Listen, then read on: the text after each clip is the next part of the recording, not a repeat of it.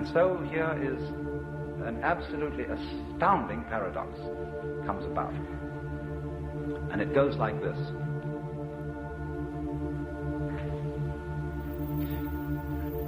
We know on the one hand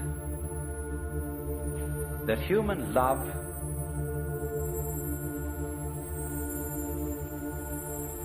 is only genuine when it is felt in the depths of the heart. And we know that this is true whether it be the love of man or whether it be the love of God. We are always looking for the genuine article, you see.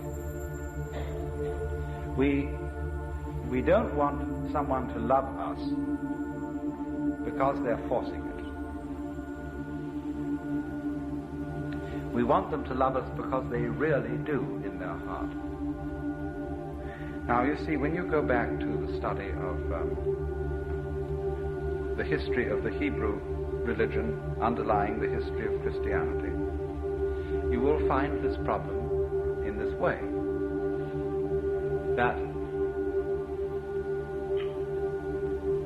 you've got two traditions constantly compensating one against the other, playing each other off in the history of the Hebrew religion. The priestly tradition and the prophetic tradition. The priesthood is always concerned with the external observance of the laws. But the prophetic tradition is always concerned with, do you really mean what you do? They constantly condemn as a hypocrite. And you see, in this sense, Jesus is the greatest of the prophets. They constantly condemn as a hypocrite the person who obeys the law without meaning it. Maybe this man does not commit adultery, but the prophet says, if he has looked at a woman to lust after her, he has already committed adultery in his heart. So that if you really obey the law, you obey it with your feelings and not just outwardly. For as Jeremiah says, the day will come when no man shall any more say to his brother, know God. That is to say, know the law of God. But they shall all know me, for I will write my law in their inward parts. The ideal, in other words, is people who do not simply obey and do the right things, but who want to do the right things, whose desires are transformed. For the heart, to write the law in the heart means to change one's desire. So you see, what this comes to then is a peculiarly paradoxical situation, that you are required by law to be completely honest. And more than that, you are required by law to be loving and honestly loving. You must love God and love your neighbor honestly, not forcing it, not pretending to it, not being a hypocrite. You must really feel it.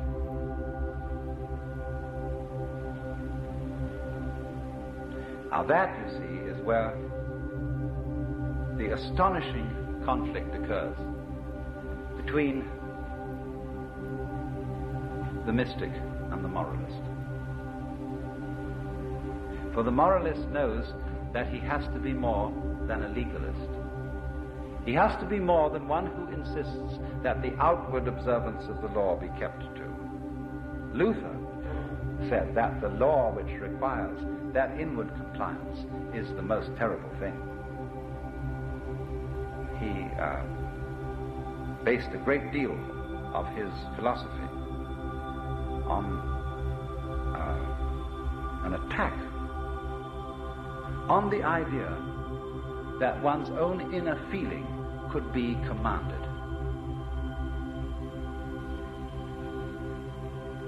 Because you see, the moment you subscribe to the idea that your inner feeling should be commanded, you let yourself in completely for hypocrisy. If you see, you tell another person that you love them, because you know you're supposed to love them, and in fact in your heart you don't love them, you're a liar. And therefore, the more you insist on that lie, the more you feel it's your duty to make your feelings over and to love that other person, the more you get yourself deeper and deeper and deeper into trouble.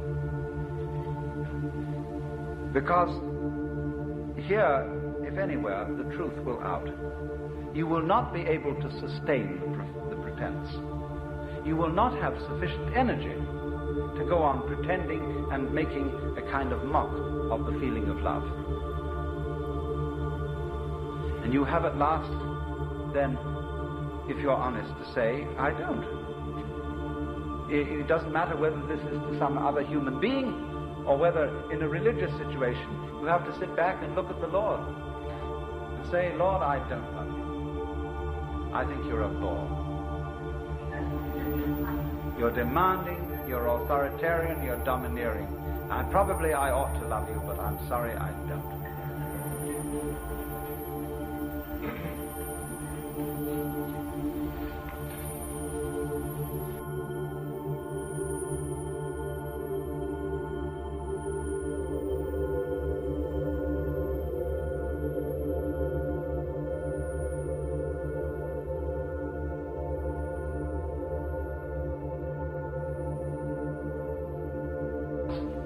If I say to somebody, look, I'm not doing this for you because I love you or because I like you.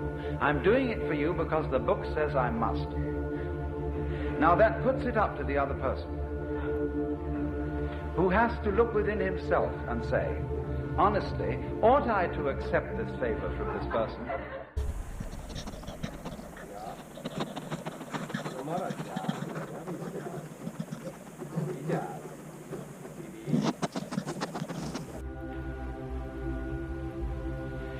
He may say, I understand you don't like doing this, but excuse me, I'm in a terrible jam. And I will be most beholden to you if for a little while yet you will go against your feelings and help me out. See, that's a nice way of doing things. That's the kind of real understanding that we have to have. I was associated once with somebody in a business way, who was a complicated person, who pretended always that he was a great idealist.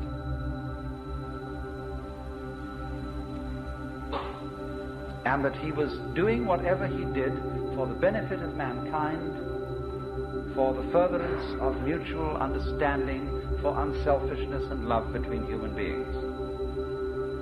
But actually, his dealings were ethically of a very shady character. And I couldn't get on with him because he wouldn't come clean.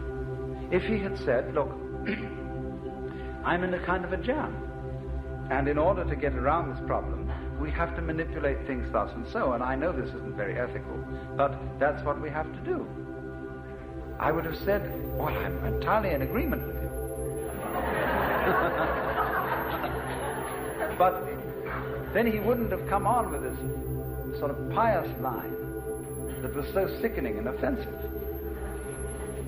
He would have come on in a human way, and we would have understood each other. You see, now, how real honesty is a genuine basis of morals. Real honesty is always not pretending that your feelings are other than they are. we know, as we deal with situations practically, that we may have to do things that go against our feelings.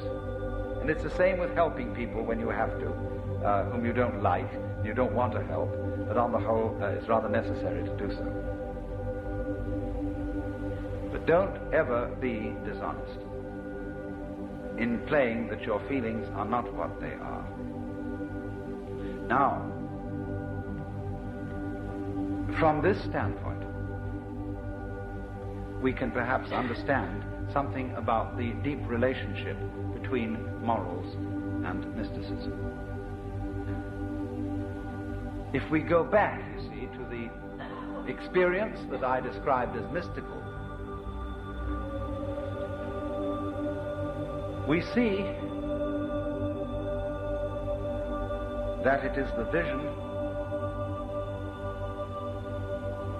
I tried to put it fumblingly in the sense of the rightness, the harmoniousness of everything that you are from one moment to another.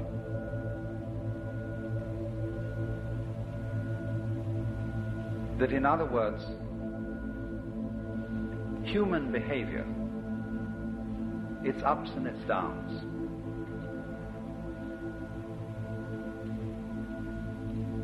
is no different in principle from the behavior of the clouds or of the wind or of dancing flames in the fireplace.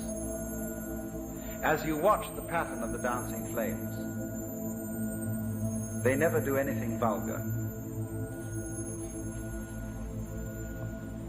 Their artistry is always perfect. Ultimately, it is the same with human beings. We are just as much a part of the natural order as flames in the fire or stars in the sky. But this is only apparent to the person who is honest in the sense in which I have spoken. In other words, the person who is tied up with trying to pretend that his feelings are other than what they actually are. He can never see this, and he's always a troublemaker. He is the original hypocrite. The person who is unbelievably destructive is the person who pretends that he is a model of love and rectitude and justice, and in fact isn't. Because nobody really can be. But then, superior altogether is what the kind of person I would call the loving cynic,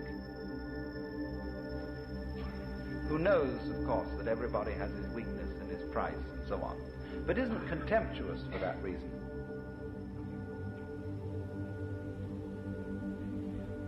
Incidentally, may I be so bold as to recommend a book? Memories, Dreams and Reflections by C.G. Jung. Jung's autobiography. The life story of a man who, in my opinion, was a superb human being in this particular sense of thoroughly knowing his own limitations and of having a certain humor about him.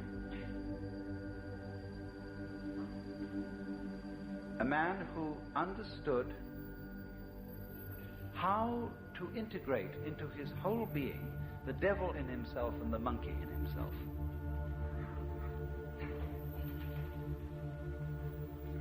So then,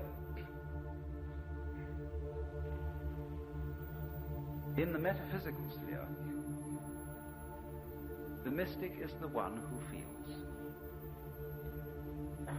that everything that happens is in some way harmonious, is in some way right, is in some way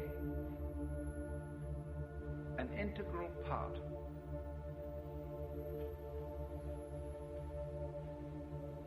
of the universe. Now, when we transplant or translate that into the moral sphere, sphere of human conduct. The equivalent is this: there are no wrong feelings.